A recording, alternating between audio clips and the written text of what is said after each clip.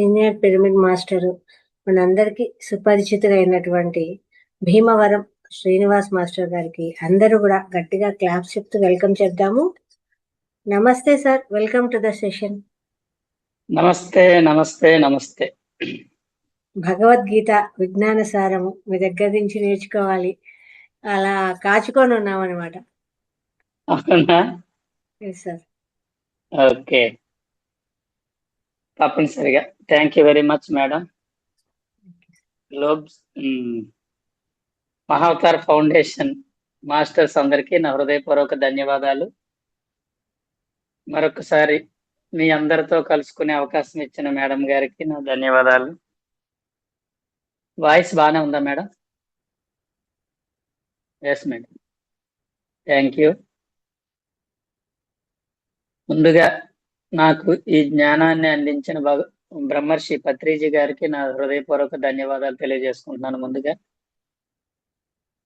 పత్రి సార్తో నాకు ఇంటరాక్షన్ బాగా ఉండేది. నేను ఆయనతో బాగా, ఆయన ఎక్కడుంటే అక్కడికి వెళ్ళిపోయేవాడిని, ఆయన దగ్గర కూర్చునేవాడిని, మాట్లాడేవాడిని. ఆయన కూడా నాతో మాట్లాడేవారు. ఎక్కడున్నా ఐడెంటిఫై చేసి పిలిచి ఏంటి సంగతులన్నీ అనేవారు. నేనేవో చెప్పేవాడిని. నేను ఆయన ఎప్పుడు కూడా సీరియస్ గా కాదు, సరదాగా జోక్ గా మాట్లాడుకుని, నేను ఏదో జోక్ గా మాట్లాడేవాడిని, ఆయన కూడా ఏదో చెప్పేవాడు. ఆయన నా మీద వేస్తే నేను ఆయన మీద సెటైల్, అలా అలా మాట్లాడుకునే వాళ్ళం సరదాగా. ఆయన నాకు భగవద్గీత అంటే బాగా ఇష్టం అండి. అది ఎప్పుడంటే పత్రి సార్ భగవద్గీత రాస్తున్నారంట, ఒక 1 year పడుతుందంట అది వచ్చేసరికి అన్నారు. అంటే నేను ఏంటో తెలియదు కానీ ఎన్నోసార్లు భగవద్గీత తీయాలని ప్రయత్నించాను, కానీ ధ్యానంలోకి వచ్చిన తర్వాత ఇప్పుడు ఎందుకంటే తీయాలనిపించేది కదా, నాకు భయం, భగవద్గీతలో మనకు అర్థం కాదులే, అది మనం ఇప్పుడు తీయకూడదులే అనిపించేది. కానీ సార్ భగవద్గీత రాస్తున్నారు అనగానే నాకు చాలా ఆనందం అనిపించింది. ఇది మనకు అవసరం అవుతుంది, ఇది నాకు అర్థం అవుతుంది, ఆయన రాశారంటే నాకు తెలుస్తుందిలే. దానికోసం ఎంతో ఎదురు చూశాను. 2011లో అనుకుంటా బాసరలో శ్రీకృష్ణామృతం శ్రీమద్ భగవద్గీత విజ్ఞాన సారం పత్రి సార్ పుస్తకం రిలీజ్ అయింది. ఆ రిలీజ్ రోజు నేను అక్కడే ఉన్నాను. ఆ కలెక్టర్ గారు రిలీజ్ చేశారు. అది నేను ఎందుకు వెళ్ళానంటే అక్కడికి సార్ బర్త్డే సెలబ్రేషన్స్ బోధనలో జరుగుతున్నాయి. November 11 అనగానే November 10th అనుకుంటే బుక్ ఓపెన్ అయింది. ఆ రోజు అక్కడే కూర్చున్నాను, నేనున్నాను. తర్వాత ఈ ఓపెనింగ్ అయిన తర్వాత పత్రి సార్ బోధన, ఆయన పుట్టిన గ్రామమైన ఆయన ఇంటికి వెళ్ళాము, ఆయన ఇంటి దగ్గర గడిపాము. ఆయన ఇంటి దగ్గర మొత్తం ఆయన ఇల్లు, ఆయన గదులన్నీ తిరిగాను. నేను, మా బావమరిది, మేము భీమవరం నుంచి కొంతమంది వెళ్ళాము. ఆ 2 రోజులు బోధనలో కార్యక్రమాల్లో పత్రి సార్తో పాటు మేము ఉన్నాము. అప్పుడు ఆ పుస్తకం ఫస్ట్ టైం నేను నా చేతికి రావడం జరిగింది. అప్పటి నుంచి నేను ఆ బుక్ మీద బాగా స్టడీ చేసి సార్ ఏంటి రాశారా అని చదువుతూ నాకు చాలా ఆసక్తి కలిగిందండి. చదువుతూ ఉండడం, ఆయన భగవద్గీత చెప్పిన ఆడియోస్ ఉన్నాయి, అవి కూడా వినడం, అలా చేస్తూ ఉంటే ఇంకా నేను ఎక్కడ క్లాస్కి వెళ్ళినా భగవద్గీత చెప్పేవాడిని. నాకు బాగా నచ్చేది. ఆ తర్వాత ఒకసారి IFSS కార్యక్రమానికి పత్రి సార్ గుడివాడలో కార్యక్రమం జరిగింది. ఆ కార్యక్రమానికి పత్రి సార్ 2 days అక్కడే ఉన్నారు. సార్తో పాటు నేనున్నాను.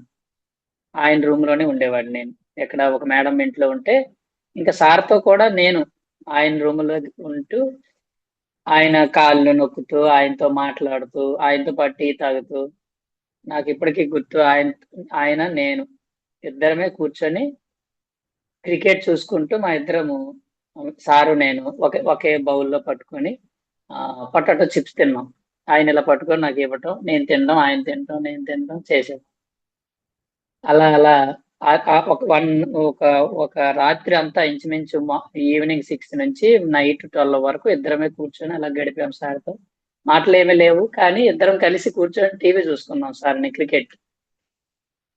ఆ పొద్దున్నే కాళ్ళు నొక్కుతూ మాటల్లో సార్ భగవద్గీత మీరు రాశారు సార్, అసలు ఏముంది సార్, భగవద్గీత చాలా చాలా బాగుంది సార్, నాకు బాగా నచ్చింది సార్ అన్న.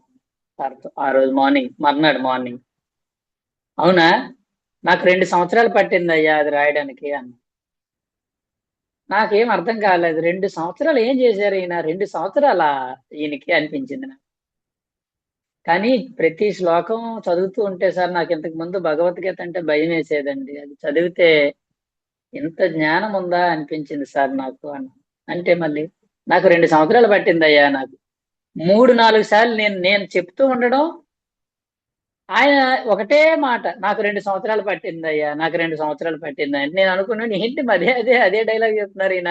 నాకు లోపల ఒక విధంగా చెప్పాలంటే, ఆయనతో కొంచెం ఇంటరాక్షన్ సరదాగా ఉండేవాడు కాబట్టి, ఈయన అంతసేపు ఇదే అంటున్నారేంటి, 2 సంవత్సరాలు ఏం చేశాడు ఈయన, 2 సంవత్సరాల టైం అంత అవసరం ఆయన భగవద్గీతని చూసి దానిలో అర్థం రాయడానికి, వివరణ రాయడానికి అనుకున్నాను మనసులో.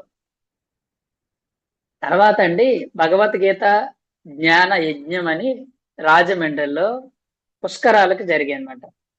గోదావరి పుష్కరాలకి మన వశిష్ఠ గౌతమి సైట్ ఇంకా అప్పటికి ఏమి లేవు, పునాదులు అవుతున్నాయి, పునాదుల్లో ఉంది. అప్పుడు భగవద్గీత ధ్యాన యజ్ఞం అని 7 రోజులు పెట్టారు. ఆయన ప్రతిరోజు భగవద్గీత చెప్పేవారు పత్రి సార్. ఫస్ట్ టైం మా మదర్ని తీసుకొని వెళ్ళాము, పుష్కరాలు కదా అని తీసుకెళ్ళాము. మా మదర్, మా మిస్సెస్, మేము అందరం ఉన్నాము. సార్ క్లాస్ పొద్దున్నే అయిపోయిందండి. క్లాస్ అయిపోయిన తర్వాత భగవద్గీత శ్లోకం చెప్పారు, బాగుంది. నేను అలా వచ్చేస్తున్నాను, నేను మా మదర్ ఇలా వచ్చేస్తున్నాను. ఇలా వస్తుంటే సార్ అక్కడ ఎక్కడో ఉన్నారండి, చాలా దూరం ఉన్నారు, అక్కడ ఎక్కడి నుంచి పరిగెత్తుకుంటూ నా దగ్గరికి వచ్చారు. వచ్చి, ఏమయ్యా శ్రీనివాస్, ఏంటి సంగతి, ఎలా ఉంది అన్నారు. సార్, అద్భుతం సార్, ఈ రోజు భగవద్గీత అద్భుతం సార్ అంటే ఆయన ఏమన్నారు తెలుసండి, రే మనకి అంటే నాకు చెప్పడం అండి, మనము భగవద్గీతను అడ్డం పెట్టుకొని దంచుకోవచ్చు తెలుసా నీకు అన్నాడు ఆయన. మనం ఏదైనా చెప్పేయచ్చురా, ఎందుకంటే మనం మామూలుగా చెప్తే ఎవడైనా అడ్డు చెప్తాడు, భగవద్గీతలో అంటే ఎవడేమన్నా మనం తెలుసా నీకు, భగవద్గీతను అడ్డు చెప్పు పెట్టి మనం దంచుకోవచ్చురా నీకు తెలుసా అన్నాడు. అంటే నాకు ఆ రోజు ఇండికేషన్ ఏంటంటే నాకు అర్థమైందండి, నువ్వు భగవద్గీత జ్ఞానాన్ని బోధించాల్సిన అవసరం ఉంది, నీ నీ పర్పస్ అది ఉంది అని ఆయన గుర్తించేశారు. నేను ఆ తర్వాత ఎప్పుడు ప్రత్యేకంగా భగవద్గీత మీద నేను ఎప్పుడు చెప్పేవాడిని కాదు. కానీ చాలా క్లాసెస్ లో కొన్ని శ్లోకాలు చెబుతూ ఉంటే వాళ్ళందరూ అనేవారు, సార్ మీరు భగవద్గీత ఎక్స్ప్లెయిన్ చేస్తే బాగుందండి బాగుందండి అని. ఓన్లీ భగవద్గీత ఏం చెప్తామని అనుకునేవాడిని. కానీ చాలా సార్లు నాకు భగవద్గీత శ్లోకాలు తీసుకుంటేనే నాకు ఆనందంగా అనిపించేది. ఆ తర్వాత అండి, నేను కూడా ఈ భగవద్గీత చదవాలి ఎలాగైనా, అసలు రాయాలని చెప్పి ఏం చేశానంటే స్టార్ట్ చేశానండి. ఎప్పుడు ఇంచుమించు 2012లో ఎప్పుడు స్టార్ట్ చేశానండి, 12-13లో స్టార్ట్ చేస్తేనండి, రోజు 1-2 శ్లోకాలు, 701 శ్లోకం రాయటం. మూడు మూడు భగవద్గీతలు పెట్టుకునేవాడిని ముందు, గోరఖ్పూర్ వారిది, పత్రి సారథి, గీతా మకరందం పెట్టుకొని శ్లోకం రాయడం, శ్లోకాన్ని పదచ్ఛేదం అంటే పదాన్ని ఎలా విడగొట్టడం. ఇప్పుడు ఫర్ ఎగ్జాంపుల్, క్లైబ్యం మాస్ మగమహ పార్థ నైతత్వై ఉపపద్యతే క్షుద్రం హృదయ దౌర్బల్యం త్యక్తోత్తిష్ట పరంతప అని ఉంది. ఈ శ్లోకం అంతా కలిపి ఉంటుంది. దాన్ని పదచ్ఛేదం అంటే పదాన్ని ఛేదించడం అంటే విడగొట్టడం రావాలి ముందు, అప్పుడు మనకి పదాల యొక్క అర్థం తెలుస్తుంది. ఇప్పుడు చిన్నప్పుడు చూడండి, మనం తెలుగులో ఏం చేసేవాళ్ళం, ప్రతి పదార్థం అప్పుడు చదివితే తర్వాత భావం ఎలా చదివే వాళ్ళము. అందులో పదచ్ఛేదం అంటే క్లైబ్యం మా స్మ గమహ నై నా నా ఏతత్ ఉపపద్యతే క్షుద్రం హృదయ దౌర్బల్యం త్యక్త్వ ఉత్తిష్ట పరంతప, అలా విడగొట్టి చదివితే అప్పుడు ప్రతి పదానికి అర్థం తెలిసినప్పుడు దాని భావం మనకి ఈజీగా అర్థం అవుతుంది. అలా ప్రతి శ్లోకానికి పదచ్ఛేదం రాయటం, ప్రతి పదానికి ప్రతి పదార్థం రాయటం, అంటే ప్రతి పదానికి అర్థం రాసి అప్పుడు దాని తాత్పర్యం రాయటం, దానికి వివరణ ఇంపార్టెంట్ ఉంటే రాసేవాడిని అనమాట. అలా నేను రాస్తేనండి, నేనేమనుకున్నానంటే ఇంచుమించు 4-5 నెలల్లో ఈజీగా అయిపోద్ది అనుకున్నాను. విచిత్రంగా కొన్ని రోజుల మధ్యలో గ్యాప్ వచ్చేసేది నాకు రాయడానికి. ఈ గ్యాప్ లో ఏం జరిగేదంటే, నేను తర్వాత రాయబోయే శ్లోకాల అనుభవాలు వచ్చేవి, నాకు అవే అనుభవాలు వచ్చేవి. ఆ తర్వాత రాసేసరికి ఈ ఎక్స్పీరియన్స్ నిన్నే కదా నాకు వచ్చింది, మొన్నే కదా వచ్చింది అనిపించేది. ఆ మధ్యలో గ్యాప్ ఎందుకు వచ్చిందో తర్వాత అర్థమయ్యేది నాకు. అది ఒక యజ్ఞంలా జరిగి, విచిత్రం ఏంటో తెలుసండి, నాకు 4 సంవత్సరాలు పట్టిందండి ఈ 700 శ్లోకాలని పదచ్ఛేదం రాసి విడదీసి మొత్తం ఆ 700 శ్లోకాల్ని చూసి రాయడానికే, నేను సొంతంగా రాసేది ఏం కాదు. ఆయన అన్ని సార్లు 2 సంవత్సరాలు పట్టిందిరా 2 సంవత్సరాలు పట్టిందిరా అని అంటుంటే నేను ఎందుకు అన్నారో అర్థం కాలేదు నాకు. నేను రాస్తే నాకు అర్థమైంది, అరే బాబు ఆయనకి 2 సంవత్సరాలు అంటే చాలా తేలిక అయిపోయిందని, నాకు 4 సంవత్సరాలు పట్టింది అని అప్పుడు నేను నవ్వుకున్నాను. ఆ తర్వాత అంతా అయిపోయాక సార్‌కి చూపించాను. ఆ రోజు ఏదో జూమ్ క్లాస్‌లో ఉండడం వల్ల కొంచెం హడావుడిగా ఉండి ఓకే, ఓకే నవ్వుతూ ఓకే అన్నారు. అయితే ఇదంతా ఎందుకు చెప్తున్నానంటే భగవద్గీతతో నాకున్న పత్రి సార్‌తో నాకున్న అనుబంధం. నిజానికి పత్రి సార్ రాసిన భగవద్గీత చదివిన తర్వాతే నాకు ఇంట్రెస్ట్ వచ్చింది. భగవద్గీత అంటే మనందరికీ చాలా అవసరం. ఎందుకంటేనండి భగవద్గీత అనేది ఆధ్యాత్మిక గ్రంథం. ఈ ఆధ్యాత్మిక గ్రంథాల్లో అగ్రగామి అని చెప్పుకోవచ్చు మనం భగవద్గీతని. అన్ని ఆధ్యాత్మిక గ్రంథాల్లో అగ్రగామి అది. అంటే అన్నిటికంటే హైయెస్ట్ సబ్జెక్ట్ ఉన్న గ్రంథం అది. ఏంటి భగవద్గీతలో ఏముంది అంటే ఆధ్యాత్మిక జ్ఞానం ఉంది, ఆత్మ జ్ఞానం ఉంది. అది ఆధ్యాత్మిక గ్రంథం అది. ఆధ్యాత్మిక శాస్త్ర గ్రంథం. భగవద్గీత విజ్ఞానం ఉంది. ఇప్పుడు మనకి 2 ఉన్నాయండి. 2 ఉన్నాయి. ప్రాపంచికత, ఆధ్యాత్మికత. ప్రాపంచికత అంటే ఏంటి? బాహ్య ప్రపంచం. ప్రాపంచికత అంటే పంచము అంటే ఈ పంచభూతాలతో ఏర్పడిన ప్రచండమైన ఈ భూలోకాన్ని ప్రాపంచము అంటాం. అంటే ఈ కంటితో చూడగలిగే ఈ ప్రపంచానికి సంబంధించిన జ్ఞానాన్ని ప్రాపంచిక జ్ఞానం అంటాం, ప్రాపంచికత అంటాం. కాకుండా ఆధ్యాత్మికత అంటే అంతరంగానికి సంబంధించింది. అంటే ఈ బాహ్య పంచము అంటే పంచేంద్రియాలు. ఈ పంచేంద్రియాలతో అనుభూతి చెందేది అని ఒక అర్థం వస్తుంది. ప్రపంచం అంటే ప్రచండంగా పంచేంద్రియాలతో అనుభూతిని కలిగించేది ప్రపంచము. లేదా పంచ భూతాలతో ప్రచండంగా ఏర్పడిన ఈ లోకమే ప్రపంచము అని చెప్పుకోవచ్చు.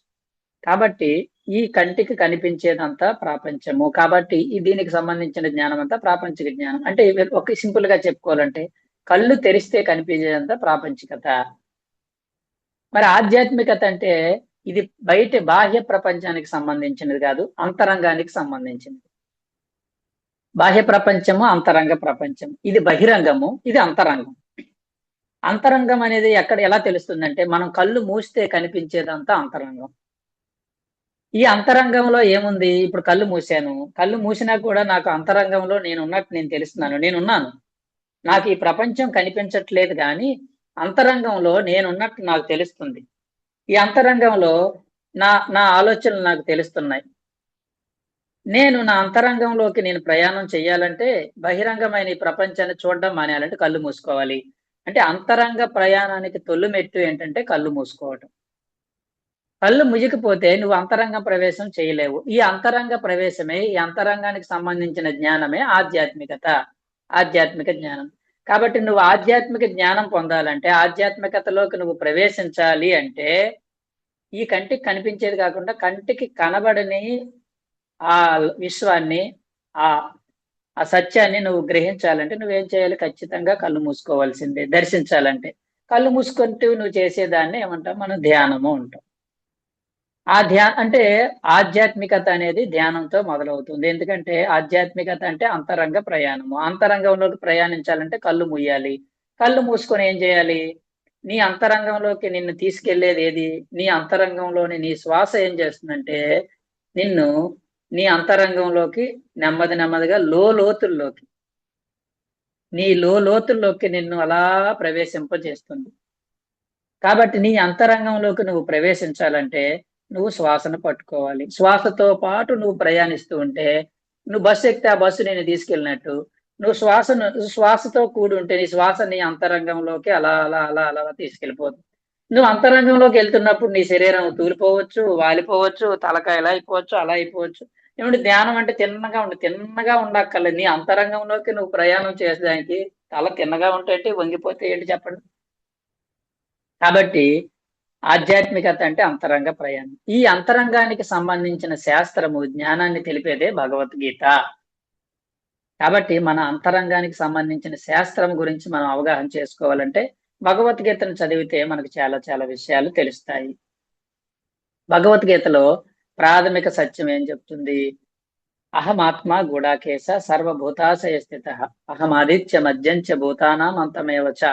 అంటే అర్థం ఏంటంటే, ఓ అర్జున, మనము ఆత్మలము.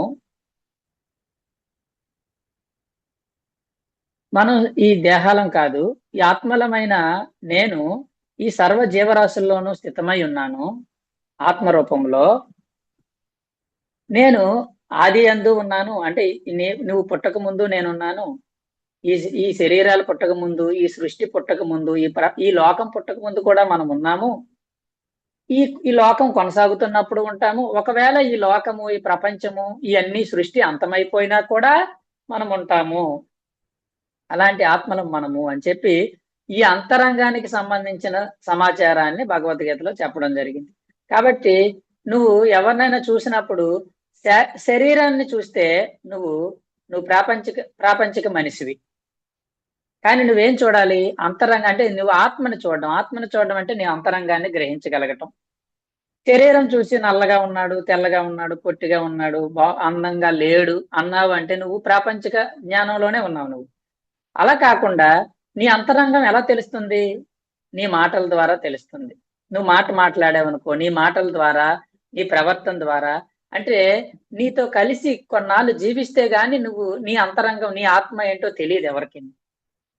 బాగా జ్ఞానికి, ఉన్నతమైన జ్ఞానికి జస్ట్ నీ మాటలు 2 మాటలు వింటే చాలు, నీ ఆత్మ అంతా చదివేస్తాడు వాడు. అత్రి సార్ అనేవాడు, నేను ఎవరినైనా ఎందుకు మాట్లాడిస్తానో తెలుసా? అవతల వాడు మాట్లాడితే వాడు ఏంటో నాకు ఒకే ఒక మాటకు అర్థమైపోతాడు వాడు ఏంటో అన్నది ఆయన.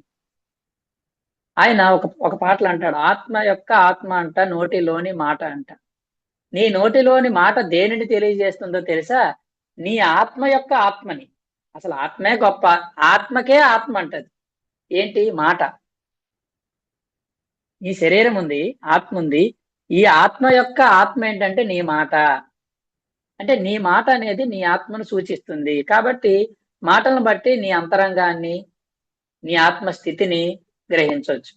అలాగే నువ్వు ఇచ్చే ఇంపార్టెన్స్ ని బట్టి, వీటన్నిటి బట్టి ఆత్మ యొక్క స్థితిని, ఆత్మ యొక్క స్థాయిని గ్రహించవచ్చు. కాబట్టి ఒక జ్ఞాని, ఆత్మజ్ఞాని, ఒక ఒక ఒక యోగి, ఒక ఋషి దేన్ని చూస్తాడంటే ఆత్మను చూస్తాడు. ఆత్మ యొక్క స్థాయిని, ఆత్మ యొక్క స్థితిని, ఆత్మను చూస్తాడు. కానీ ఒక ప్రాపంచిక వ్యక్తి శరీరాన్ని చూస్తాడు. వాడికి ఆత్మ అనేది తెలియదు. శరీరాన్ని చూసి ఎంత బాగున్నాడో అంటాడు, అస్సలు బాగోలేదంటాడు. అష్టావక్ర గీత మీరు చదివితే అష్టావక్రుడు కథ విన్నాం కదా మనం. జనక మహారాజు గురువు అష్టావక్రుడు. అష్టావక్రుడిని సభకు పిలుస్తారన్నమాట. ఆయన గొప్ప జ్ఞాని, మా గురువు గారు, ఆయన అన్ని విద్యలు ఆయనకు తెలుసు, ఆయన పిలుస్తామంటే వాళ్ళందరూ ఆ సభలో ఆయన కోసం వెయిట్ చేస్తారు. అష్టావక్రుడు అంట ఎవరో గొప్ప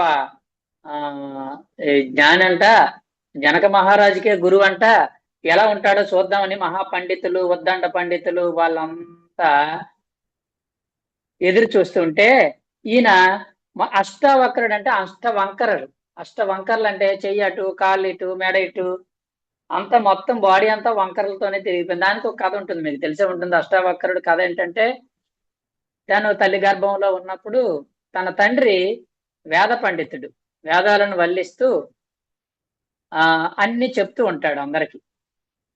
చెప్తుంటే ఒకరోజు తన తల్లికి ఏదో చెప్తూ ఉంటే తన కడుపులో ఉండి తన తండ్రితో అంటాడు, నువ్వు చెప్పిందంతా అసత్యమే, నీకేమీ తెలియదు, నువ్వు వేదాలు వల్లించడం తప్ప నీకు ఏ జ్ఞానము లేదు, నీకు అన్ని తెలుసు అనుకుంటున్నావు, నీకేమీ తెలియదు అనగానే ఆ తండ్రి నన్నే అంటావా అని చెప్పేసి, నాకే వంకరలు తీసుకొస్తున్నావు, నువ్వు నాకే వంకర పెడతావా, నా జ్ఞానానికే, నువ్వు వంకరలతో పుడతావు నువ్వు అంటాడు అన్నమాట. అని కథ. అది మరి నిజమో అబద్ధం అని తెలియదు, కానీ ఏదో ఒకటి చెప్పాలో మరి ఏదో కథ అది జరిగింది. తర్వాత విషయం ఏంటంటే, ఆయన సభలోకి వచ్చేసరికి అందరూ చూసి ఈయనే అష్టావక్రుడు మా గురువు గారు అని జనక మహారాజు అంటే వాళ్ళందరూ పక్క నవ్వారన్నమాట. మీరు ఏదో పండితుడు వస్తాడు అనుకున్నాము, ఈయనంటే అష్టవంకరలో అన్ని వంకరలు తిరిగి ఉన్నాడు, ఈడేమి జ్ఞాని, వీడేమి అని పండితుడు అని అనుకుంటే, అప్పుడు వాళ్ళందరూ ముసిముసిలు నవ్వులు నవ్వుతూ పక్క నవ్వుతూ ఉంటే పండితులందరూ కూడా గర్వంతో, అప్పుడు వాళ్ళు నవ్వడం ఆపేశాక ఈ అష్టావక్రుడు నవ్వడం మొదలెట్టాడు పక్కమంటూ. అప్పుడు పండితులందరూ అడిగారన్నమాట. మేము నవ్వాము, అర్థం ఉంది, నీకు తెలుసు మాకు తెలుసు, నువ్వెందుకు నవ్వుతున్నావు అని అడిగారు. అప్పుడు అష్టావక్రుడు అంటారు, ఈ జనక మహారాజు పండితుల సభకు రమ్మని నాకు జ్ఞానుల సభ, పండితుల సభ అని పిలిచాడు. ఇక్కడికి వస్తే ఈ జ్ఞానులందరూ ఉంటారు, పండితులందరూ ఉంటారేమో అని నేను అనుకున్నాను. వీళ్ళందరూ చర్మకారుల సభకు వచ్చానని నాకు అర్థమైంది అంటాడు. చర్మకారులు మమ్మల్ని ఎంత అవమానిస్తారు. చర్మకారులు అంటే చెప్పులు కుట్టేవాడు. మమ్మల్ని చెప్పులు కుట్టే వాళ్ళతో పోలిస్తాం మేము చర్మకారులు, మమ్మల్ని నీకు ఎంత అహంకారం అంటే అప్పుడు చెప్తాడు అష్టావక్రుడు, మీరు ఒక చర్మకారుడు ఏం చూస్తాడంటే చర్మాన్ని బట్టి అది ఏ చర్మమో చెబుతాడు. మీరు నా ఆత్మను చూడలేదు, నా శరీరాన్ని, నా చర్మాన్ని చూశారు. నా చర్మాన్ని చూసి మీరు నవ్వితే మీరు చర్మకారులు కాకుండా జ్ఞానులు ఎలా అవుతారు? మీరు జ్ఞానులు అనుకుంటున్నారు, మీరు జ్ఞానులు కాదు. నా శరీరాన్ని, నా చర్మాన్నే చూసి మీరు నవ్వారు, కాబట్టి మీరు అందరూ చర్మకారులే, జ్ఞానులు కాదు అని చెప్పి తన జ్ఞానాన్ని అంతా అక్కడ వాళ్ళు అడిగిన ప్రశ్నలకి టక ఆన్సర్లు చెప్తుంటే వాళ్ళందరూ ఆయన కాళ్ళ మీద పడి మమ్మల్ని క్షమించండి, మిమ్మల్ని అవమానించినందుకని. అంటే ఎందుకు చెప్పామంటే, ఇది ప్రాపంచిక మనుషులు శరీరాన్ని చూస్తారు, ఆధ్యాత్మిక వ్యక్తులు అంతరంగాన్ని, ఆత్మను చూస్తారు. కాబట్టి భగవద్గీత యొక్క సారం ఏం చెప్తుందంటే అంతరంగాన్ని గ్రహించండి, అంతరంగాన్ని చూడండి, నీ అంతరంగాన్ని శుద్ధి కలిగించు. అంతరంగ శుద్ధి కావాలి, మన అంతరంగ శుద్ధీకరణ చేసుకోవాలి మనం. ఇది గుర్తుపెట్టుకోండి. బహిరంగ శుద్ధి కాదు, రోజు స్నానం చేస్తాం అన్ని బాగానే ఉంటుంది, కానీ అంతరంగంలో మనం శుద్ధీకరణ జరగాలి. ఆత్మశుద్ధి. ఆత్మశుద్ధి లేని ఆచారం అది ఏల, బాండశుద్ధి లేని పాకమేల, చిత్తశుద్ధి లేని శివ పూజలేలరా, విశ్వదాభిరామ వినురవేమ అన్నాడు కదా. ఆత్మశుద్ధి లేని ఆచారాలు నా ఆచారం అండి, మా హిందూ ఆచారము మా అంటావు. నీకు ఆత్మలో శుద్ధి ఎక్కడుంది? ఆత్మలో అంతా అశుద్ధమే, బయటికి మాత్రం ఆచారాలు అంటున్నాం. అది ఎందుకు? బాండ శుద్ధి లేని పాకమేలా అంటే కుండలు కడగకుండానే ఆ కుండలో వండుతూ ఉంటుంది, ఆ శుద్ధి లేదు, ఆ పాకమే కాదు. చిత్తశుద్ధి లేని శివ పూజలేలరా, శివ పూజలు చేస్తున్నావు, చిత్తశుద్ధి ఎక్కడుంది నీకు? అన్ని దొంగ నాటకాలే. కాబట్టి వేమన యోగి చెప్పినట్టు మనం ఆత్మశుద్ధిని కలిగి ఉండాలి. ఇది మనం గుర్తుపెట్టు. భగవద్గీత ఏం చెప్తుందంటే మొత్తం కంప్లీట్ ఫోకస్ అంతా కూడా అంతరంగము, ఆత్మ మీదే ఫోకస్ పెడతారు భగవద్గీత. ఏంటి ఆత్మని ఏం చేయాలంటే ఆత్మశుద్ధి కలిగి ఉండు. ఆత్మలో ఎన్నో లొసుగులు ఉన్నాయి. ఈ ఆత్మలో ఉన్న లొసుగులని తొలగించుకో, ఆత్మను శక్తివంతంగా మార్చుకో, ఆత్మ యొక్క శుద్ధి కలిగి ఉండు. దీనినే జీసస్ అయితే ఏమన్నాడు? పరిశుద్ధాత్ముడివిగా అన్నాడు ఆయన. పరిశుద్ధాత్ముడు అంటే నీ ఆత్మను పరిశుద్ధం చేసుకో, క్లీన్ చేసుకో. మురికితో ఉంది, ఎన్నో లొసుగులతో ఉంది. అర్థమైందండి? ఈ భగవద్గీత జ్ఞానం ఏం చెప్తుందంటే నీ ఆత్మశుద్ధిని కలిగి ఉండు, క్లీన్ గా ఉండు. నీ ఆత్మను ఎన్నో జన్మలతో అశుద్ధంతో నింపుకున్నావు, దాన్ని శుద్ధీకరణ చేసుకో. మొట్టమొదటి శ్లోకంలోనే భగవద్గీతలో కృష్ణుడు, ఆయన జ్ఞానుడు, ఆయన యోగీశ్వరుడు కదా, అర్జునుడు మాటలు ఆడుతుంటే విని విని విని ఇంక నోరు మీలే, చాలు, నువ్వు చెప్పింది విన్నాను, చాలులే, నాకు నువ్వు చెప్పింది అర్థమైపోయింది, నువ్వేంటో నాకు తెలిసిపోయిందిలే, నువ్వు నాకు చెప్పొద్దు అని చెప్పి ఫస్ట్ మాటలు అది ఆయన చెప్పాడు. క్లైబ్యం మాస్మగమః పార్థ నైతత్వయుపపద్యతే క్షుద్రం హృదయ దౌర్బల్యం త్యక్త్వతిష్ఠ పరంతప. అంటే అర్థం ఏంటంటే, ఓ అర్జున, పరంతప అంటే పరులను తప్పింపచేసేవాడా అంటే ఇతరులని ఏదైనా విధంగా జయించేవాడా అని అర్థం. అంత జయించేవాడు నీకు ఈ పిరికితనం ఏంటి? నీకు పిరికితనం అని, క్లైబ్యం అంటే పిరికితనం, మాస్మగమ వద్దు, అది నీకు పనికిరాదు అని. చూడండి, ఇది ఆత్మకు మొట్టమొదటి శత్రువు పిరికితనం. ఏమండి? అధైర్యం, భయం అనేది పత్రి సార్ చెప్తారు. ఆత్మ యొక్క శత్రువులో మొట్టమొదటి శత్రువు భయము. ఆ భయము అనేది మొదటి శత్రువు, అదే చెప్పాడు కృష్ణుడు. ఈ ఆత్మ యొక్క లొసుగది. భయం అనేది దేనికి సంబంధించి? శరీరానికి సంబంధించింది కాదు, ఆత్మకు సంబంధించింది. నీ ఆత్మలో క్లైబ్యం అంటే పిరికితనం, మాస్మగమ పొందవద్దు, నైతత్వై ఉపపద్యతే, నీలాంటి వాడికి అది కరెక్ట్ కాదు, సరైనది కాదు. క్షుద్రం హృదయ దౌర్బల్యం, హృదయ దుర్బలత అంటే పిరికితనం, వీక్నెస్, వీక్ మైండెడ్నెస్ అంటాం కదా, మైండ్ వీక్ అండి వాడిది. ఎవరో తిడితే ఓ ఫీల్ అయిపోయి భోజనం మానేస్తాడు, ఏడుతూ కూర్చుంటాడు. వాడు తిడితే, కొట్టడం కాదు, తిడితే మనసు అంతా కకలా వికలం అయిపోయింది వాడికి. అమ్మ తిట్టిందనో, భార్య తిట్టిందనో, భర్త తిట్టాడనో. ఆ భర్త తిడతాడు, రోజు తిడతానే ఉంటాడు. వాడికి ఏం పని? ఆఫీసులో తిడితే బాగోదని అది వచ్చి ఇంట్లో తిడతాడు ఎవడో నాలంటూ. అబ్బా, ఆ తిడితే తిట్టాడు భర్త. తిడితే నువ్వు తిండి మానేసి నువ్వెందుకు కూర్చోవాలి? మీ ఆయన రోజు తిడుతూనే ఉంటాడు, 2 రోజులు మానేస్తావు నువ్వు. ఆ తిడుతుంటే నువ్వు తింటూ ఉండాలి. ఆడు తిడుతూ ఉంటాడు, నువ్వు తింటూ ఉండాలి అనమాట. హ్యాపీగా తిట్టుకో, నీ ఇష్టం ఎంత తిట్టుకుంటూ తిట్టుకోనాలి. అనకూడదు, తిట్టుకున్నంతసేపు నువ్వు హాయిగా టీవీ చూసుకొని తింటూ ఉండాలి. అలా ఉండాలి, నువ్వు అంత ధైర్యంగా ఉండాలి. అది అలా కాకుండా ఆయన తిడుతున్నంతసేపు పేలంగా తయారైపోయి తిండి మానేసి, వంట మానేసి, ఇంకా పడుకొని కన్నీళ్లు గారుతూ, అది వీక్నెస్ అన్నమాట. వీక్ మైండెడ్నెస్ అంటారు. ఆ పిరికితనం అనేది క్షుద్రం. హృదయ దుర్బలం. హృదయ దుర్బలం అంటే నీ హృదయం అంటే గుర్తుకో, హృదయం అంటే ఆత్మ. హృదయ దుర్బలత అంటే వీక్ హార్టెడ్నెస్. గుండె ఎప్పుడు దిటవు చేసుకోవాలంటారు చూసారా, సామెత ఉంది. గుండె దిటవు చేసుకో. గుండె ఎప్పుడు రాయిలా ఉండాలి, స్ట్రాంగ్ గా ఉండాలి. గుండె చెరువైపోకూడదు, నీరైపోకూడదు. గుండె చెరువు అయిపోయిందంట. చెరువు అయిపోవడం అంటే వీక్ అయిపోవడం. చిన్న విషయాలు ఏవో జరిగేసరికి మొత్తం అంతా కూడా వీక్ అయిపోతారు మనిషి. గుండె దిటవు చేసుకో, గుండె రాయి చేసుకో అంటారు చూసారా. గుండె రాయి చేసుకోమ్మా, గుండె దిటవు చేసుకోమ్మా. రాయిలా ఉండాలి అంటే స్ట్రాంగ్ హార్టెడ్ గా ఉండాలి తప్ప వీక్ హార్టెడ్ గా ఉండకూడదు. వీక్ హార్టెడ్నెస్ అనేది నీకు శత్రువు, నిన్ను క్షీణింప చేస్తుంది. క్షుద్రం అంటే, క్షుద్రమైనది అంటే, క్షుద్రం అంటే ఏంటి? నీచమైనది. ఈ వీక్ హార్టెడ్నెస్ అనేది మనిషికి నీచమైనది, అది చంపేస్తుంది వాడిని. క్షుద్రం హృదయ దౌర్బల్యం. త్యక్తోత్తిష్ట పరంతప. త్యక్తం అంటే విడిచిపెట్టి, ఉత్తిష్ట లే. అర్జున లేయి ముందు నువ్వు. నీ నాకు చండాలంగా ఉంది నువ్వు ఏడుతుంటే, నాకు నీ మాటలు నాకు అసహ్యంగా ఉన్నాయి, లే. నువ్వేమో అంత వీరుడివి ధీరుడివి అని ఊరందరూ చెప్పుకుంటుంటే, ఆ నువ్వేమో పెద్ద ధ్యానివి యోగివి అని అందరు చెప్పుకుంటుంటే, అందరూ గొప్పగా చెప్పుకుంటుంటే, నువ్వేమో ఏడుతున్నావు. నువ్వు నాకు అది బాగలేదు ఇది బాగా అవి అంటున్నాడు. నువ్వు ఇదేనా నీ ధ్యానం అంటాడు. అది నువ్వు ధ్యానం అయినప్పుడు, యోగివి అయినప్పుడు గుండె దిటవుగా ఉండాలి. గుండె దిటవు చేసుకోవాలి, స్ట్రాంగ్ హార్టెడ్ గా ఉండాలి. వీక్ హార్టెడ్ గా ఉండకూడదు. మనము ఏదైనా జరగనివ్వండి, ఇది మనం ఏం చేయాలి? ఇది అభ్యాసం చేయాలి, స్ట్రాంగ్ హార్టెడ్ అనేది. ఇది బాహ్య ప్రపంచానికి ఇంటర్నల్ కి సంబంధించింది, అంతరంగానికి సంబంధించింది. నీ అంతరంగంలో ఎప్పుడు నువ్వు స్ట్రాంగ్ గా ఉండాలి. హృదయ దుర్బలత అనేది పనికిరాదు. చూసారా, అవన్నీ ఈ భగవద్గీత సూత్రాలన్నీ కూడా నీ యొక్క ఆత్మను మరింత శక్తివంతం చేయడానికి ఉపయోగపడే సూత్రాలే.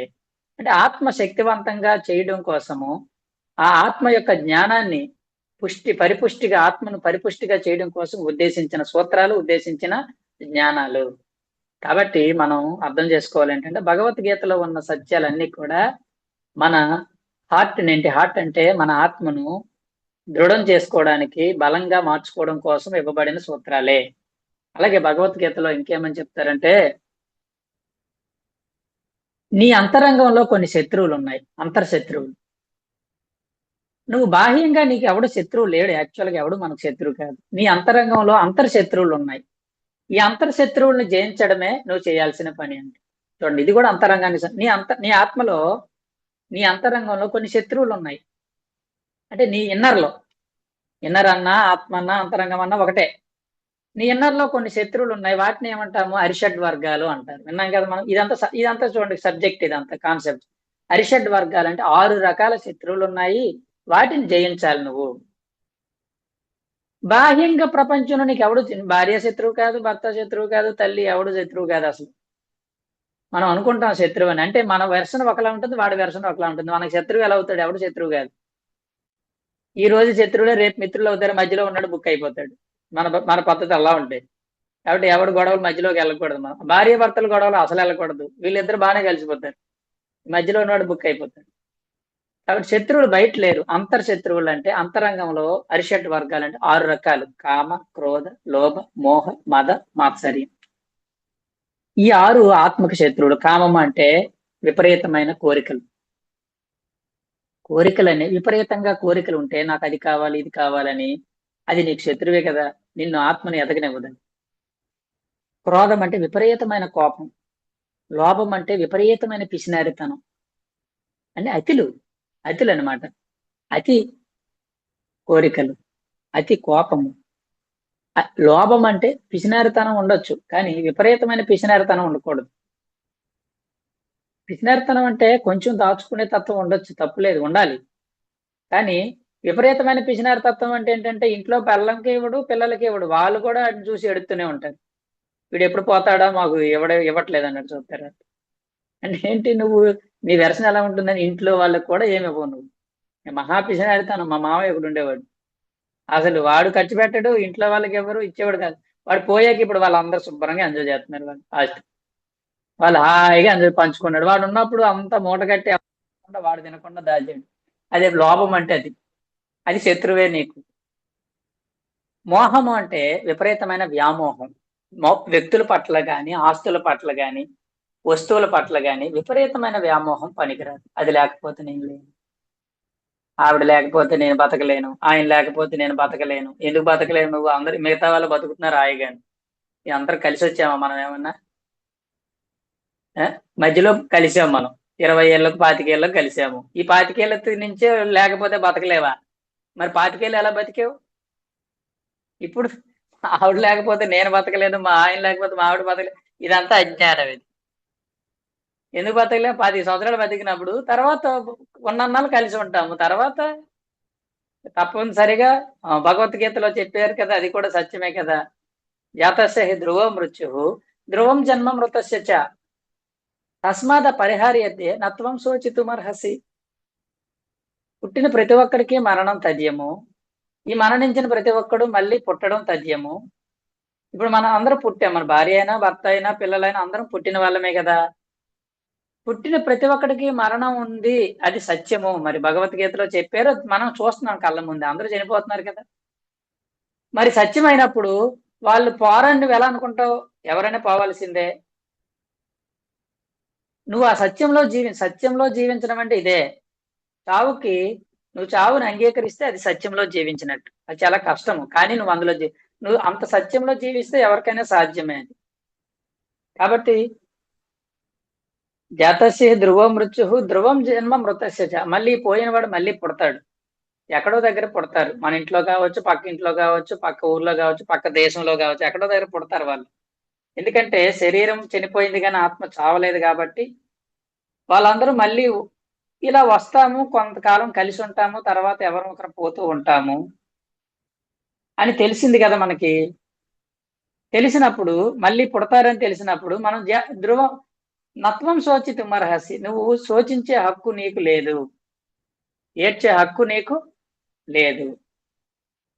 కాబట్టి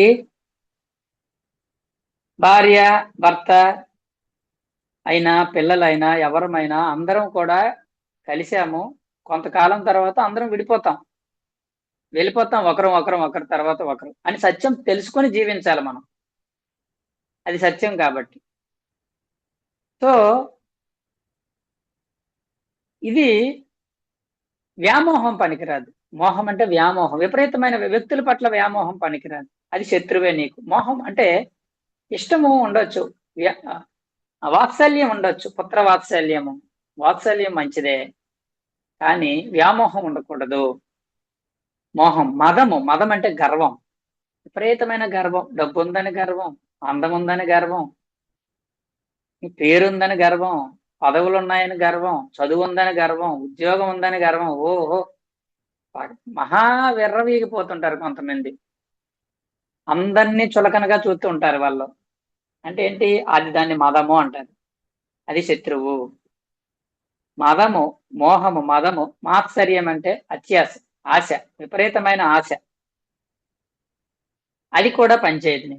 ఆశ ఉండొచ్చు కానీ విపరీతమైన ఆశ, అత్యాశ పనికిరాదు, మాత్సర్యం. ఇవి అంతర్శత్రువులు. అరిషడ్ వర్గాలంటే ఇవి ఆత్మ యొక్క శత్రువులు, బాహ్య శత్రువులు కాదు ఇవి. ఇవి దేనికి సంబంధించిన శత్రువులు? అంతరంగ, అంటే నీ ఆత్మని అశుద్ధం చేస్తాయి ఇవన్నీ. నీకు విపరీతమైన కోరికలు ఉంటే నీ ఆత్మ యొక్క అశుద్ధమే, ఆత్మ యొక్క లొసుగది. కాబట్టి ఇది చూడండి, ఈ అరిషడ్ వర్గాల్ని మనం తొలగించుకోవాలి. దానికి ఏం చేయాలి? అంతర్శత్రువులను జయించాలంటే అంతర్యుద్ధం చేయాలి, బాహ్య యుద్ధం కాదు. ఈ అంతర్యుద్ధం అంటే అంతరంగంలోని ఆ శత్రువులను జయించాలంటే ఇగో అంతరంగంలోనే ఒక వెపన్ ఉంది, శ్వాస. ఆ శ్వాసను ఫాలో అవడం ద్వారా, శ్వాసతో కూడి ఉండడం ద్వారా, శ్వాసని ఆయుధం పట్టుకోవడం ద్వారా మన అంతరంగంలో ఉండే కామాన్ని, క్రోధాన్ని, లోభాన్ని, మోహాన్ని, మదాన్ని, మాత్సర్యాన్ని సంహరించవచ్చు, జయించవచ్చు. అంటే ఏంటి? ఈ అంతరంగంలో ఉన్న అరిషట్ వర్గాలను జయించే మార్గము మళ్ళీ మనం ఏం చెప్పుకుంటామంటే ధ్యానమే. ధ్యానం వల్ల నీకు కోరికలు తగ్గిపోతాయి, కామం తగ్గిపోతుంది, క్రోధం, విపరీతమైన కోపం ఉండదు, కోపం తగ్గిపోతుంది, చల్లబడిపోద్ది, ఈ మనసు చల్లబడిపోద్ది, వ్యామోహం తగ్గిపోతుంది, ఇది వరకు ఉన్నంత వ్యామోహం ఉండదు, మదము, గర్వం ఉంటుంది, అది తగ్గిపోతుంది, అత్యాస పోతుంది. అంటే ఏమైతుంది? ఉంటాయి కానీ కొద్దిగా ఉంటాయి. కొద్దిగా అనేది శత్రువు కాదండి, ఎక్కువ ఉండడమే శత్రువు. నీకు చిన్న కోపం ఉండొచ్చు, ఎవరికైనా చిన్న పిసినారితనం ఉండొచ్చు, చిన్న ఆశ ఉండొచ్చు, చిన్న కోపం ఉండొచ్చు, చిన్న కోరికలు ఉండొచ్చు. ఎందుకు ఉండదు? నా పిల్లలు బాగుపడాలి, నాకు డబ్బు కలిగి ఉండాలి, నేను బాగా చదువుకోవాలి, నాకు ఉద్యోగం రావాలని కోరిక ఉండబట్టే కదా ఉద్యోగం వచ్చింది. అది ఉండాల్సినవే. కానీ ఇంకా ఈ ఉద్యోగం వచ్చిన తర్వాత ఇది సంతృప్తి లేక ఇంకొకటి రాసి అందులోకి వెళ్ళి ఒక సంవత్సరం ఉండి ఇంకొకటి అందులో మానేసి, ఇంకా అడిగి మా ఫ్రెండ్స్ ఉన్నారు కొంతమంది 5 ఉద్యోగాలు మారాడు ఇప్పుడు కాడు. అంటే ఇంకా మనశ్శాంతి లేదు, వాడికి ఇంకోటి కావాలంట, ఇంకా చదువుతూనే ఉన్నాడు ఆడు. అడు చూడండి, 3 పిల్లలు అయినా కూడా ఇంకా చదువుతూనే ఉన్నాడు, అంటే వాడికి ఇంకా కోరిక పోలేదు.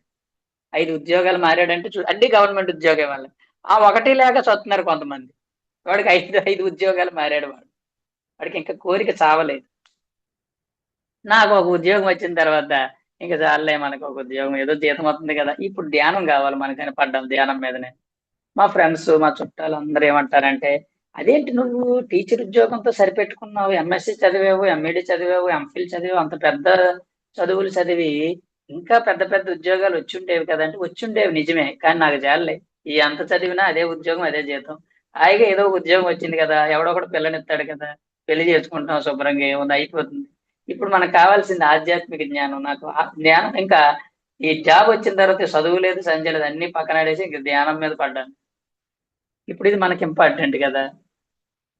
కనుక ఇవి అంతర్శత్రువులు. ఈ అంతర్శత్రువుల్ని జయించాలంటే ఒకటే మార్గం, ధ్యానం వల్ల ఆటోమేటిక్ పోతాయి. ధ్యానం చేసేవాడికి ఎవడికి ఈ ఈ అరిషడ్ వర్గాలనే శత్రువులు ఎవడికి ఉండవు, ఖచ్చితంగా చచ్చిపోతాయి. ధ్యానం చెయ్యని వాడికి ఏదో ఒక శత్రువు విజృంభించి ఉంటుంది. మీరు అబ్జర్వ్ చేయండి, విపరీతమైన కోరికలైనా ఉంటాయి, విపరీతమైన పిసినారితనమైన ఉంటుంది, విపరీతమైన వ్యామోహమైన ఉంటుంది. కొంతమంది, మా మామయ్య గారు ఒక ఆయన ఉన్నారు, ఆయనకి వాళ్ళ పిల్లలు, వాళ్ళ ఫ్యామిలీ అంతవరకే, వాళ్ళ గురించి చూస్తాడు. తనకున్నదంత వాళ్ళ కోసం ఎంతైనా ఖర్చు పెడతాడు, మిగతా వాడికి రూపాయి కూడా ఇవ్వడు.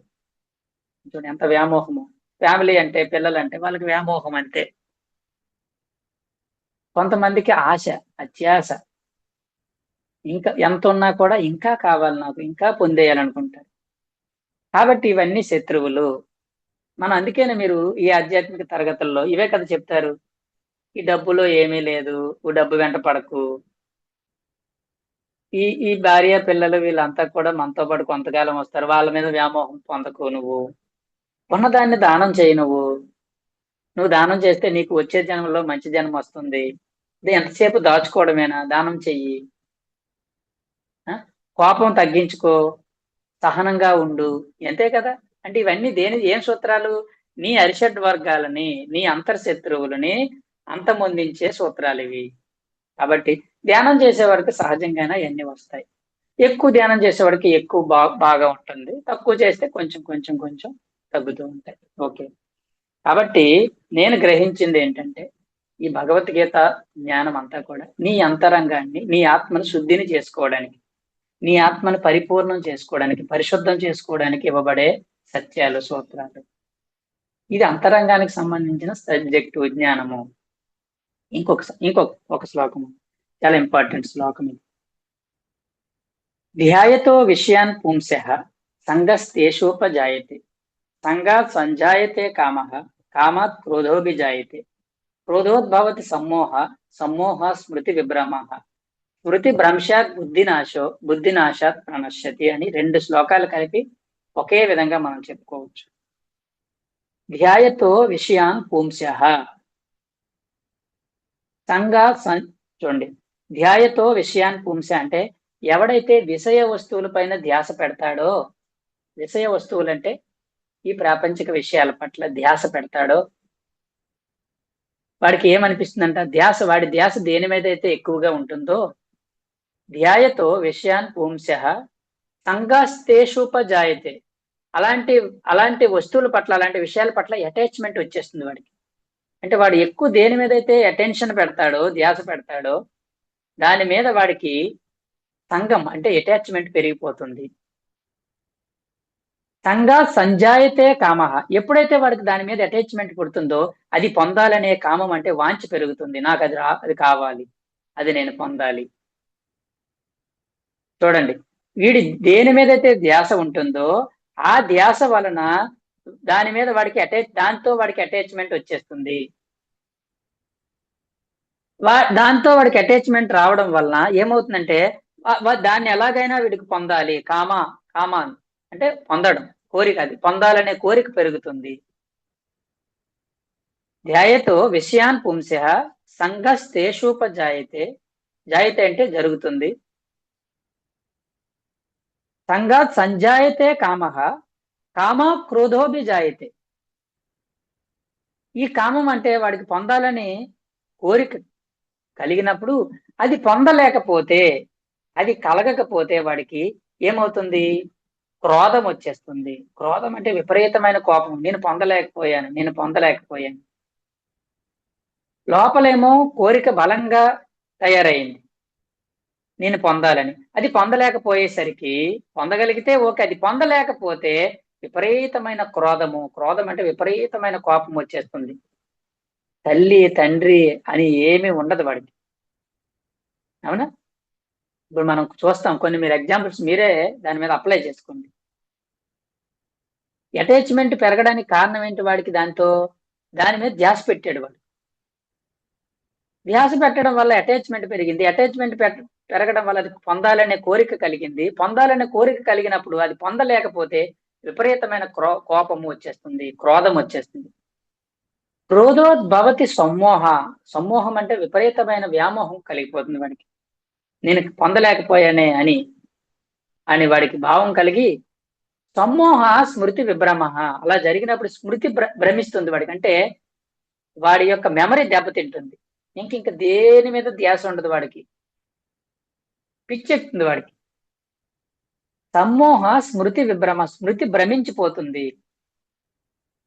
అంటే వాడి స్మృతి అంటే వాడి జ్ఞాపక శక్తి, వాడి తెలివితేటలు అన్నీ నశించిపోతాయి. కొంతమందిని చూస్తాను చూడండి, ఏదో ఒక విషయానికి అటాచ్ అయిపోయి అది కావాలన్న కోరికతో వాడి జీవితాన్నే నాశనం చేసుకుంటాడు.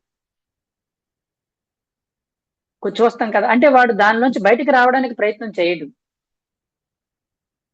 స్మృతి భ్రంశాత్ బుద్ధినాశ, ఎప్పుడైతే వాడికి దాని పట్ల వ్యామోహం కలిగి వాడి బుర్ర అంతా దాని మీదే ఉండి మొత్తం విషయాల అన్నిటి పట్ల ఉంటాడో స్మృతి భ్రమించిపోయి బుద్ధి నశిస్తుంది. బుద్ధి నశించడం అంటే ఫ్యాక్ట్స్ మర్చిపోతాడు. తల్లి చెప్పినా తండ్రి చెప్పినా ఎవరు చెప్పినా వినడు, ఎవరు చెప్తే వాడిగే శత్రువులా చూస్తాడు. వీళ్ళు వాడు మంచి కోరి చెప్తారంటే వాడు ఆ మైండ్ నుంచి డైవర్ట్ పోవడం వల్ల వాడు ఏమవుతాడంటే బుద్ధినాశాత్ వినశ్యతి, దానివల్ల వినాశనాన్ని పొందుతాడు. దానివల్ల ఏం పొందుతాడండి, వినాశనం. మీకు ఒక ఎగ్జాంపుల్ చెప్తానండి, పేరు చెప్పను కానండి. మన పిఎస్ఎస్ఎంలోనే ఒక మాస్టర్ ఒకడు ఉండేవాడు. ఆయన మంచి మాస్టర్, మంచి ఎంతో సర్వీస్ చేశాడు, ఎంతో మంది స్టూడెంట్స్ కి ధ్యానం చెప్పాడు, పత్రి సార్తో మంచి సత్సంబంధాలు ఉండేవి. ఆయన చాలా మందికి ఆదర్శము. ఆయన మాట ఏం చెబితే అది చేసేవాళ్ళు వేల మంది ఉండేవారు. అలాంటి పర్సన్ అండి, అలాంటి మాస్టర్ ఆయన ఏమైందంటే పెళ్లి అయిపోయింది, ఆయన పెళ్లి చేసుకున్నాడు. పెళ్లి చేసుకున్న తర్వాత వేరే అమ్మాయిని ప్రేమించాడంట. ప్రేమిస్తే ఆ అమ్మాయి మరి ప్రేమించలేదు, లేకపోతే ప్రేమించిన తర్వాత మరి ఇంట్లో వాళ్ళకి తెలిసింది. ఇంట్లో వాళ్ళకి తెలిసిన తర్వాత అయినా ఈయన ఆ అమ్మాయి నాకు కావాలనుకున్నాడు. తర్వాత ఏమైందంటే కొన్నాళ్ళు వార్నింగ్లు ఇచ్చి చూశారు. తర్వాత ఏం చేశారంటే ఇంక వీడు ఇంకా ఇంకా అదే వ్యామోహంలో ఉండి ఫ్యాక్ట్స్ మర్చిపోయాడు. ఎంత గొప్ప మాస్టర్ అయ్యిండు కూడా అన్ని ఫ్యాక్ట్స్ ఇప్పుడు చెప్పింది అదే. అదే విషయం మీద ధ్యాస పెట్టడం వల్ల చివరికి ఏమైంది, స్మృతి భ్రంశాత్, వాడి బుద్ధి జ్ఞానం అంతా నశించిపోయింది. ఫ్యాక్ట్స్ మర్చిపోయాడు. ఇంకా అదే వాళ్ళు ఏం చెప్తున్నా వినకపోతే వాళ్ళు గట్టిగా చితక్కుమ్మేశారు, వాడిని కొట్టేశారు గట్టిగా. కొడితే ఆ అవమాన భారంతో ఆయన సూసైడ్ చేసుకున్నాడు. చూడండి ఎంత గొప్ప మాస్టరు. ఏమైంది, ఏదో ఒక విషయం మీద ధ్యాస పెట్టడం వల్ల, అది పొందాలనే కోరిక కలగడం వల్ల, అది పొందలేకపోయేసరికి వాడికి క్రోధం వచ్చేసి, ఆ క్రోధం వల్ల స్మృతి భ్రమించిపోయి జ్ఞానం నశించిపోయి చివరికి వినశ్యతి, నాశనం పొందావు. ఒక ఎగ్జాంపుల్. ఈ శ్లోకానికి ఎగ్జాంపుల్ వాడే. Great master. అంటే చూడండి ఏమైందో. అలాగే మనం ఏం చేయాలి, మనకు ఒక్కొక్కసారి కొన్నిసార్లు కొన్ని విషయాల మీద ధ్యాస కలుగుతుంది, మానవ సహజం అది. నువ్వేం చేయాలి, దాన్ని డైవర్ట్ చేసుకోవాలి. ఓహో, నేను ఇప్పుడు నా నా నా విపరీత జ్ఞానంతో నడుచుకుంటున్నాను, నేను నా జ్ఞానానికి విరుద్ధ దశలో వెళ్తున్నానా, నేను ఇది కరెక్ట్ కాదు కదా. ఒక జ్ఞానినై ఉండి నేను అది చేయకూడదు కదా. ఓకే, అది ఒకవేళ కలిగినా కొంత దూరం ప్రయాణించినా నువ్వు అందులోంచి బయటికి రావడం నేర్చుకోవాలి. పద్మ వ్యూహంలోకి దూరిపోయి చిక్కుకుపోకూడదు. నువ్వు అందులోంచి నువ్వు బయటికి రాగలగాలి. అందులోకి ప్రవేశించడం తప్పు లేదు. కొన్ని కొన్ని అనుభవ లోపాల వల్ల, లేకపోతే మానసిక బలహీనతల వల్ల కొన్నిసార్లు కొన్ని విషయాల్లోకి వెళ్తాం మనం, ఎవరమైనా కానీ అందులోంచి నువ్వు బయటికి రాగలగాలి. అప్పుడు నువ్వు నీ జ్ఞానం స్థితం అవుతుంది, స్థితప్రజ్ఞుడిగా ఉంటావు, ఎవరైనా కానివ్వండి. కాబట్టి ఈ శ్లోకం బట్టి ఏం చెప్తుంది, నీ అంతరంగంలో నువ్వు ఏదైనా విషయాల మీద ధ్యాస పెట్టినప్పుడు జాగ్రత్తగా ధ్యాస పెట్టు. దానివల్ల మనం ఏమవుతామో తెలుసుకో. పెళ్లి కాలేదు, ఒక అర్థం ఉంది. నువ్వు పెళ్లి అయిన తర్వాత కూడా అది నువ్వు ఎంత అది విరుద్ధ దశలో ఉన్నావు, జ్ఞానానికి ఎంత విరుద్ధ దశలో ఉన్నట్టే కదా. పత్రి సార్ చెప్పారు ఒకసారి, నువ్వు అడవుల్లో ఉంటే చెల్లుతుంది నువ్వు ఎంత గొప్ప నువ్వు మహాజ్ఞానివే, బ్రహ్మర్షివే, జ్ఞానివే, కానీ నువ్వు అడవుల్లో ఉంటే చెల్లుతుంది నాయన. నువ్వు జన సమూహంలో ఉన్నావు, జనారణ్యంలో ఉన్నప్పుడు నువ్వు చాలా ఒళ్ళు దగ్గర పెట్టుకుని ఉండాలి. నువ్వు ఎంత జ్ఞానివైనా, ఎంత గొప్ప మాస్టర్ అయినా, నువ్వు జనారణ్యంలో ఉన్నావు కాబట్టి నేను ఎలా పడితే అలా ఉంటాను, నేను మాస్టర్ని కదా, నేను జ్ఞానిని కదా, నేను బ్రహ్మవేత్తని కదా, నాకు ఏమీ అంటదు అని నువ్వు పిచ్చి పిచ్చిగా ఉంటే కుదరదు. నువ్వు జనారణ్యంలో ఉన్నప్పుడు ఒళ్ళు జాగ్రత్త పెట్టుకుని ఉండాలి. ఎవరికైనా ఒకటే సూత్రం ఇది, అర్థమైందండి. వాడికంటే మనం జాగ్రత్తగా ఉండాలి. వాడు చేయడంలో తప్పు లేదు, నువ్వు చేయడంలో మహా తప్పు ఉంది. ఇప్పుడు ఆయనకి ఏమైంది పరిస్థితి చెప్పండి. పత్రి సార్ అన్నారు, ఏమయ్యా పిరమిడ్ మాస్టర్ పరిస్థితి ఎలా ఉంటే మిగతా వాళ్ళ పరిస్థితి ఏంటయ్యా అన్నాడు. అంటే అంతా తెలిసిన వాళ్ళ మన పరిస్థితులే ఒక్కోసారి ఎలా మారుతుంటే మిగతా వాళ్ళ పరిస్థితి ఏంటో నాకు చాలా భయం వేస్తుందయ్యా అన్నాడు. కాబట్టి ఇది సంగతి. మన అంతరంగంలో మనం ఎప్పుడు కూడా మన అంతరంగాన్ని శుద్ధం చేసుకోవాలి. అందుకే మనసును ఎప్పుడు శూన్యం చేసుకోవాలంటే ఇదే శూన్యం. మనసులో రకరకాల ఆలోచనలు చెలరేగుతూ ఉంటాయి. ఆ చెలరేగినప్పుడు మనం ఏం చేయాలి, కట్ కట్ కట్ కట్ చేస్తుండే, ఎప్పటికప్పుడు కోస్తూనే ఉండాలి. కొమ్మలు పెరుగుతున్నప్పుడు అలా కోస్తూ ఉండకపోతే పెద్ద చెట్టు అయి కూర్చుంటుంది, ఇంకెప్పుడు పోతావు నువ్వు. కాబట్టి మనసును ఎప్పుడు శూన్యం చేసుకుంటూనే ఉండాలి ఉండాలి ఉండాలి ఉండాలి. కాబట్టి ధ్యానం అనేది నిన్ను చెడు దారి, తప్పుదారి పట్టకుండా ముందుకు తీసుకెళ్తుంది. ఇది గొప్ప విషయం. కాబట్టి భగవద్గీత నుంచి మనం ఎంతో మంది జ్ఞానుల మాస్టర్ల యొక్క అనుభవాల నుంచి మనం తెలుసుకోవచ్చు. నెక్స్ట్ అలాగే ఈ అంతరంగము, దీనికి సంబంధించిన విషయాలే మన భగవద్గీతలో ఉన్నాయని చెప్పాము. మళ్ళీ ఇంకొకటి ఏంటంటే, ఇంకొకటి చెప్తాను కాన్సెప్ట్. ఇక్కడ కాన్సెప్ట్ అంటే త్రైగుణ్య విషయావేద నిస్త్రైగుణ్యో భవార్జున నిర్ద్వంద్వో నిత్య సత్వస్థో నిర్యోగక్షేమ ఆత్మవాన్. చూడండి, త్రైగుణ్య విషయ వేద, వేదాల్లో 3 గుణాల గురించే చెప్పారు. నిస్త్రైగుణ్యో భవార్జున, కానీ నువ్వు ఈ 3 గుణాలకి అతీతుడివి కా. నిర్ద్వంద్వో నిత్య సత్వస్థో నిర్యోగక్షేమ ఆత్మవాన్. ఒక జ్ఞానవంతుడిగా నువ్వు ఎలా ఉండాలంటే 3 గుణాలు ఉన్నాయి. ఆ 3 గుణాలను దాటి ఉండాలి నువ్వు. 3 గుణాలు ఏంటి అవి? తమో గుణము, రజోగుణము, సత్వగుణం. నువ్వు తమో గుణంలో ఉండకు, రజోగుణంలో ఉండకు, సాత్విక గుణంలో కూడా ఉండకు, అది కూడా శత్రువే నీకు. చూడు, ఇది కూడా అంతరంగానికి సంబంధించింది. తమో గుణం అనేది శరీరానికి సంబంధించి, ఆత్మలో ఈ గుణము తమో గుణం అంటే బద్ధకం. ఈ బద్ధకం అనేది నీకు శత్రువు. రజోగుణం అంటే అహంకారము, నేను అనే భావన, నాదే అనే భావన. ఈ ఈ ఈ గుణం కూడా ఉండకూడదు. సాత్విక గుణం అంటే ఏంటంటే పక్క వాళ్ళకి పనికిరాని మంచి చేస్తూ కూర్చోవడం. నువ్వు నీ ఆత్మ యొక్క ఎదుగుదలను చూసుకోకుండా ఇంకెంతసేపు నువ్వు వాళ్ళకి మంచి చేయాలి, వీళ్ళకి మంచి చేయాలి, వాళ్ళకి మేలు చేయాలి, వీళ్ళకి మేలు చేయాలంటే నువ్వెప్పుడు చూస్తావు? ఈ ఇతరులకు మేలు చెయ్యాలి చెయ్యాలి చెయ్యాలనే అనుకోడు. మేలు చెయ్యాలి అవసరమైనప్పుడు, అంతే తప్ప ఇంక పొద్దుగోకలా వాళ్ళ గురించి వీళ్ళ గురించి, వాళ్ళకి మేలు చేయాలి, వీళ్ళకి మేలు చేయాలి, మా అక్కని చూసుకోవాలి, మా తమ్ముని చూసుకోవాలి. అవసరమైతే చూడు, అవసరం లేకపోతే వాళ్ళని చూడాలేంటి? వాళ్ళు దాన్ని చూసుకుంటారు. నువ్వు అది మంచి అనుకుంటారు అందరిని. వాడు ఎంత బాగా చూస్తాడో వాళ్ళ అక్కని, వాడు ఎంత బాగా చూస్తాడో వాళ్ళ అన్నయ్యని. నువ్వు అనుకుంటావు అందరూ నన్ను పొగుడుతారు, అది మంచి అనుకుంటావు. తప్పు అది. అక్కడ నీ ఆత్మ యొక్క ప్రగతికి చిల్లు పడుతుంది. నువ్వు ఎప్పుడు చూడాలి? వాళ్ళు ఏదైనా సమస్యలో ఉంటే నువ్వు చూడగలిగితే చూస్తావు, లేకపోతే వాళ్ళ దారి వాళ్ళదే, నీ దారి నీదే. సాత్విక గుణ దోషం అంటే ఇది కనబడని శత్రువు. ఇది మనం మంచి చేస్తున్నాం అనుకుంటే అందరు పొగుడుతారు మన, ఎంత మంచివాడో వాడు. తప్పు అది. నీకు అది శత్రువు. జ్ఞానపరంగా చూస్తే అది శత్రువు. కాబట్టి నిస్త్రైగుణ్యో భవార్జున, ఈ 3 గుణాలను దాటి నిర్ద్వంద్వో, ద్వంద్వాలలో ఉండకు. ద్వంద్వాలు అంటే ఏంటి? మంచి చెడు. మంచి లేదు, చెడు లేదు. నేను మంచి చెయ్యాలి అనుకోకు, చెడు చెయ్యాలి అనుకోకు. ఆ టైంలో ఏం చేయాలనిపిస్తే అది చెయ్యి, అంతే. ఒక బెగర్ వచ్చాడు, వాడికి రూపాయి వెయ్యాలి, వేయకపోతే చెడేమో, వేస్తే మంచేమో అనుకోకు. నీకు వెయ్యాలనిపిస్తే వెయ్యి, వేయలేకపోతే మానే. నచ్చలేదు, జేబులో 10 రూపాయలు ఉన్నాయి, నచ్చలేదు మానే, వేయకపోతే అది చెడు కాదు. అయ్యో వేయలేదు కదా, నేను పాపం చేశానేమో అనుకోక. 10 రూపాయలు ఉన్నా నువ్వు వేయకపోతే ఏమన్నా, నీకు వెయ్యాలనిపిస్తే వెయ్యి, లేకపోతే లేదు. నువ్వు వేస్తే మంచి, వేయకపోతే చెడు ఆలోచన తీసే. నిర్ద్వంద్వో, ద్వంద్వాల్లో ఉండకు. మంచి చెడు, పుణ్యం పాపం వద్దు.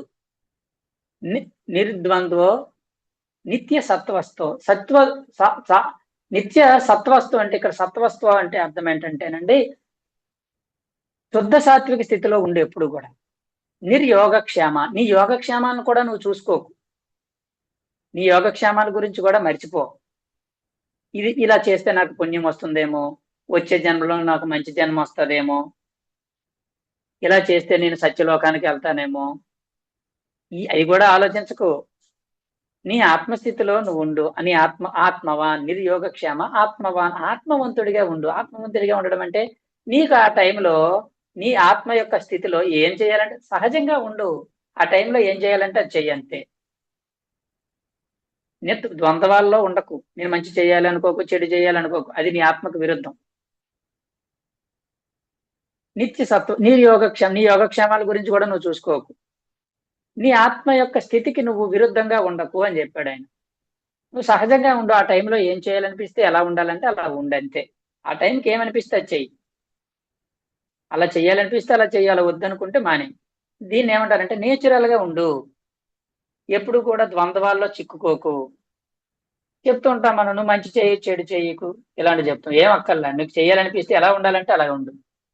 ఇది ఆత్మవంతుడిగా ఉండడం అంటే. ఆత్మవంతుడిగా ఉండడం అంటే అర్థం ఏంటంటే నీ ఆత్మస్థితిలో ఏది కరెక్టో అది చేస్తూ ఉంటావు సహజంగా, అది చెయ్యి, అంతే.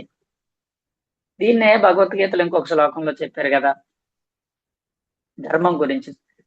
శ్రేయాన్ స్వధర్మో విగుణః, శ్రేయాన్ స్వధర్మో విగుణః, పరధర్మాత్ స్వనుష్ఠితాత్. అంటే నీ స్వధర్మమే ఎప్పుడు నీకు శ్రేయస్కరం. శ్రేయాన్ స్వధర్మో విఘ్నః పరధర్మ భయావహ. పరధర్మం అనేది భయంకరమైనది. నీ స్వధర్మంలోనే నువ్వు ఉండు. అది గుణరహితమైనప్పటికీ, గుణరహితం అంటే అర్థం ఏంటంటే సరైనది కానప్పటికీ నీ స్వధర్మం అంటే నీకు అంతరంగంలో నీకేమనిపిస్తుందో అది చెయ్యి. అంతే తప్ప మేడం చెప్పారనో లేకపోతే ఆ పైన ఉన్నవాడు చెప్పాను ఎంతకాలం చేస్తావు నువ్వు ఎంతకాలం చెయ్యగలవు? చేయలేవు. నీ గుణము, నీ అంతరంగము, నీ అంతరంగంలో నీ ఇన్నరు ఏం చెప్తుందో అది చెయ్యి. అదే శ్రేయస్కరము. ఈ పరధర్మం అనేది ఎంత గొప్పదైనప్పటికీ అది నీకు భయంకరమైనది, అది నీకు కరెక్ట్ కాదు. దానికే ఈ శ్లోకం లింక్ పెట్టొచ్చు మనం. ద్వంద్వాల్లో ఉండకు, వాళ్ళు చెప్పారు కదా నువ్వు మంచి చేయకు, వాళ్ళు చెప్పారు కదా నువ్వు ధ్యాన బోధ చేయకు. నువ్వు ధ్యాన బోధ నీకు చెయ్యాలని ఇంటర్నల్ గా ఉంటే చేయలేకపోతే లేదు. వాళ్ళు ఏదో సేవ చేయమన్నా నీకు చెయ్యాలనిపించాలి కదా. వాళ్ళు చెప్తే నువ్వు ఎలా చేయగలవు? నీకు చెయ్యాలని అనిపించాలి. నీ ఇన్నర్లో నీకు అనిపిస్తే అంటే నీకు ఉత్సుకత రావాలి. నీకు బాగా ఇంట్రెస్ట్ వస్తే అది నువ్వు చాలా బాగా చేస్తావు. ఇంట్రెస్ట్ లేకుండా ఎవరో చెప్పారని చేస్తే అంత అంత ఫలాన్ని ఇవ్వదు, అంత ఆనందాన్ని కూడా ఇవ్వదు ఎవరో కానీ మన సొంత ఇంట్రెస్ట్ తో మనం చేసామనుకోండి ఎంతో ఆనందాన్ని ఇస్తుంది, శక్తిని ఇస్తుంది. ఇష్టం లేని పని చేస్తే మన శక్తిని కోల్పోతాం. మీరు అబ్జర్వ్ చేయండి ఎప్పుడైనా. మీకు ఇష్టం లేని పని ఏదైనా చేయండి, మన శక్తిని కోల్పోతాం. మన ఇష్టంతో, మన సొంత ఇష్టంతో మనం చేస్తే ఎంతో శక్తివంతంగా ఉంటాం. ఇది ఒక గొప్ప సూత్రం ఇది. కాబట్టి మనం సెల్ఫ్ ఇంట్రెస్టెడ్ గా ఉండాలి. కాబట్టి ఆత్మవంతుడిగా ఉండాలి. ఆ క్షణానికి నీ ఆత్మపరంగా నువ్వు ఏది కరెక్టో అది చేస్తూ ఉండు. అది కరెక్ట్. మంచో చెడో పక్కన పెట్టు. ఇది మంచి అనొద్దు, చెడు అనొద్దు. నీ ఆత్మస్థితిలో నువ్వు ఉండు అని చెప్పారు.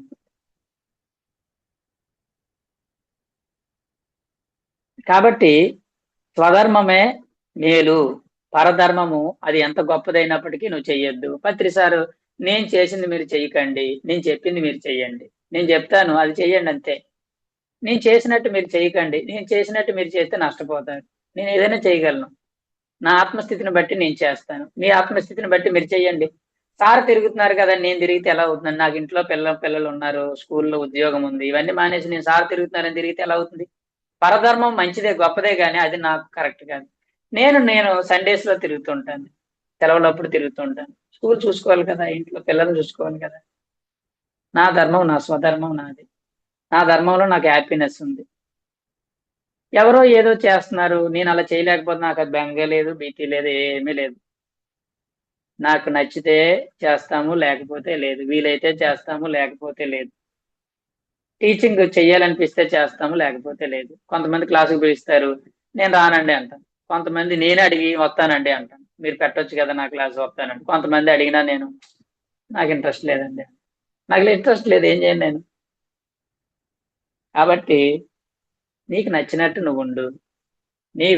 నీ ఆత్మ, అది దీని ఆత్మవా అని అంటే ఆత్మవంతుడిగా ఉండు. ఆ క్షణంలో నీకేమనిపిస్తే వచ్చింది. కాబట్టి ఈ రోజుకి ఇది చాలనుకుంటాను. ఫస్ట్ నేను చెప్పబోయేది ఏంటంటే, ఈ భగవద్గీత జ్ఞానం ఏం చెప్తుందంటే, నీ అంతరంగాన్ని శుద్ధం చేసుకో, నీ ఆత్మను శక్తివంతం చేసుకో, నీ ఆత్మలో ఉన్న అశుద్ధాలను తొలగించు. ఈ అరిషడ్ వర్గాలు అనేవి శత్రువులు, తొలగించుకో. ఈ త్రిగుణాలు ఉన్నాయే ఇవి శత్రువులు నీకు. తమో గుణము, రజోగుణము, సాత్వికం. ఈ 3 శత్రువుల్ని తొలగించుకో. ఈ 3 గుణాలకి అతీతుడిగా ఉండు, ఆత్మవంతుడిగా ఉండు. నేను మంచి చెయ్యాలనుకోకు, లేకపోతే చెడు చేయాలనుకోకు. చెడు చేస్తున్నానేమో అని బాధపడకు. నువ్వు నడుస్తున్నావు, చీమలు చచ్చిపోతున్నాయి, అయ్యో చచ్చిపోతున్నాను అనుకో. అయ్యో చచ్చిపోతున్నా అంటే పాపం నీకు. కనబడకుండా పోతున్నాయి, ఓకే, నువ్వు కావాలని తొక్కకు, కానీ పోతున్నప్పుడు నువ్వు బాధపడకు. నువ్వుగా నీ స్వధర్మంలో నువ్వు హాయిగా జీవించు. ఎవరి స్వధర్మం వాళ్ళకు ఉంటుంది. ఇప్పుడు నా స్వధర్మం నాది. నేను ఉద్యోగం మానేసి ఉందాం అనుకున్నాను, కానీ అది నా ధర్మం కాదు. కొంతమంది ఉద్యోగం మానేసి లేకపోతే ఉద్యోగం చేయకుండా ధ్యాన ప్రచారం చేస్తారు, వాడి ధర్మం వాళ్ళది. నా ధర్మం నాది. నేను టీచింగ్ చేయడం నా ధర్మం. మేడం గారి క్లాసులు నిర్వహించడం, ఆవిడకి టీచింగ్ చేయడం ఆవిడ ధర్మం కాదు. నిజంగా అదే ధర్మం అయితే ఆ పని ఇంకోటి చేసేవారు.